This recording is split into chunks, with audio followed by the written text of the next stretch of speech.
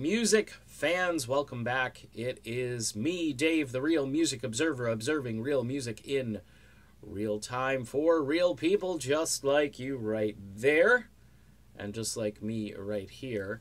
I've noticed Geddy Lee doing a lot of interviews, and it seems like he wants to do something, all right? These interviews, he did one with Eddie Trunk, really good one. He's in a lot of print stuff lately where he's talking about just wanting to be busy and doing some type of project, musically speaking. He talked about how filling in for Chris Squire was kind of bittersweet when he got up there with Yes, which was one of the great moments in Rock Hall of Fame history. If you have a chance, go Google that video of him and the band doing Roundabouts. Just absolutely amazing. And John Anderson sounds great, and Geddy looks like he's having the time of his life up there. But you know, one of his inspirations, I guess, was Chris Squire, so it was a bit tough for him to get up there and play for Chris. All this musical talk, people are kind of throwing around some Rush talk as well, saying, hey, you know, but they've got this problem. They had one of the greatest, if not the greatest, drummer of all time, and he can't play anymore. He can't even play the drums. It's not the proficiency level. He can't do it, and they've made this clear in a couple of interviews. And who do you replace him with? That's the other issue. I mean, and I think these guys are taking like the Led Zeppelin approach to this. You know, they had this legendary drummer. You can't just paper over the fact that Neil Peart was one of the greatest drummers of all time. And look, he played at a level which very few people have ever achieved for a very long time.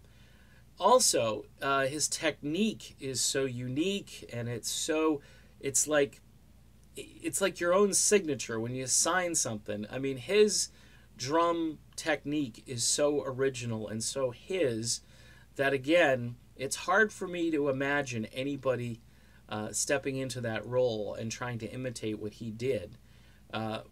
You know, you lost Keith Moon, you lost John Bonham, and I think during the 80s and 90s, people just said, well, it's Neil. Nobody even really argued that much about Neil Peart.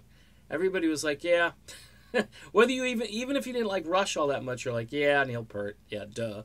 And it's still kind of the same way, except now Neil is, you know, he's unable to play. So this music talk of, hey, I'd like to do something, I'd like to get out there, maybe get with Alex Lifeson, do something. I can't see these guys pushing, you know, this legacy aside and rebooting Rush without Neil Peart. That's just unimaginable to me. But, you know, stranger things have happened. Maybe a year or two from now, I would imagine Geddy Lee might embark on a solo project of some kind, and maybe he'll have Alex help him out. And but who plays drums? I don't know. It's a wild card. But for you Rush fans out there, it's not going to happen. It just can't. It's good to see Geddy Lee out there giving interviews and talking to people, but no, you're not. It's just not going to happen with Neil Peart not in the group. Okay, done with this video. I made my point. It's kind of obvious that when you have a drummer this good and this original, it's really impossible to try and replace him. See you soon.